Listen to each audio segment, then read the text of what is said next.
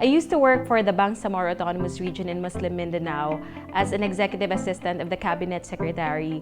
And just last year, I moved to another office, which is the city government of Cotabato, and I'm now employed as the city information officer.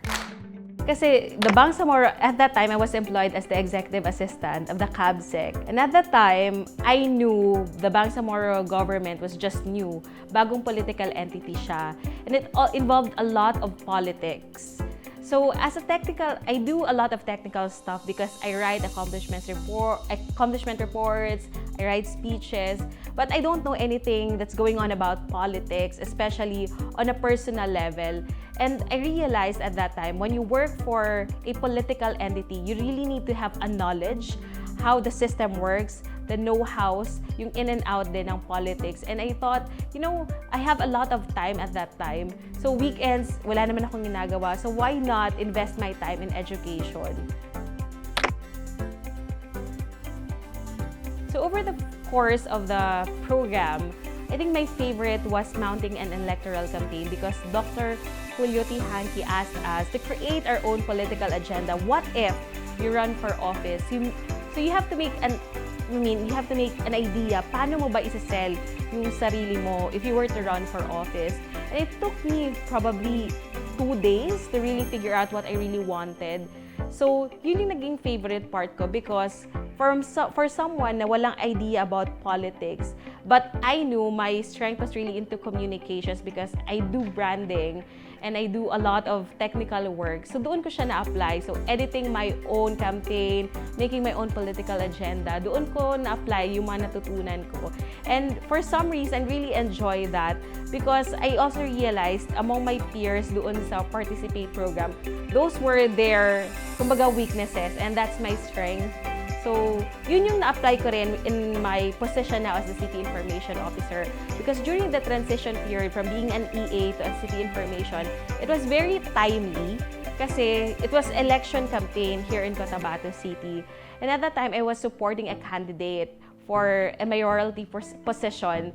And he actually asked kung meron bang mga kakilala na comms because sobrang hina talaga ng comms niya in terms of campaign.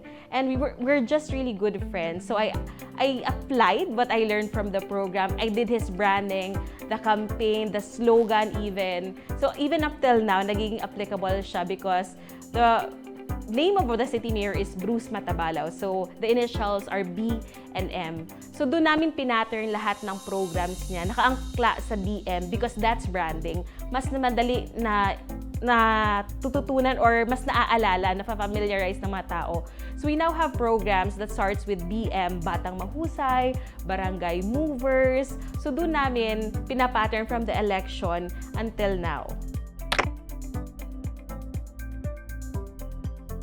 Nakakahiyang aminin, no, but would you know na when I joined that program, what really changed is my perspective on politics.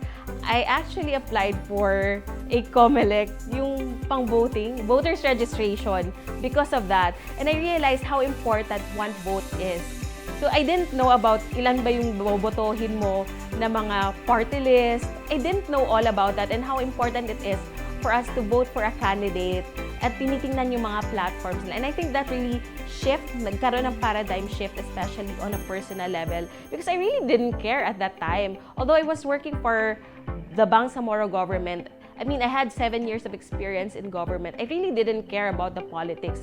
I was just there to just work, to earn money, and then, succeed in my career. But,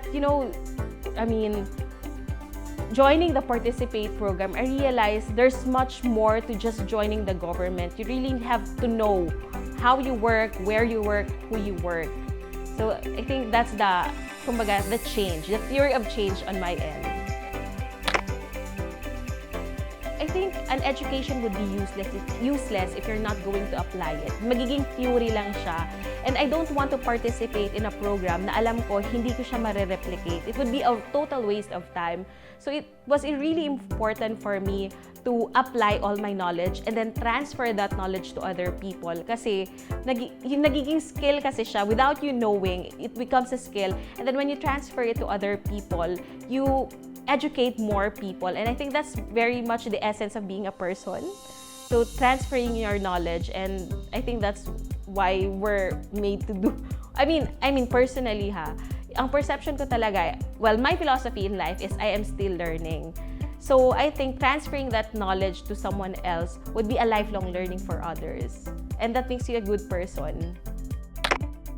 I'm really not closing myself sa politics. Kung saan man ako pupunta or where would I be 5-10 years from now, I'm not closing any doors on politics. And it really did influence me, learning about politics. I having these different opinions, different programs. So marami akong gustong i-achieve that really influenced me because I get to suggest these programs even though I'm not in position, na pinapakinggan ako ng city mayor. And it's very influential because if I get to decide to run for politics, I know, the city would be in great hands. But maybe, I'm not really closing any doors. But the influence it had on me, kasi I really have no plans on joining politics. And I think one of the reasons then why I transferred from BARMM to the city government is also because of Participate. Because I think my growth stopped as a technical person because hindi naman ako involved sa politics as well. I was just writing.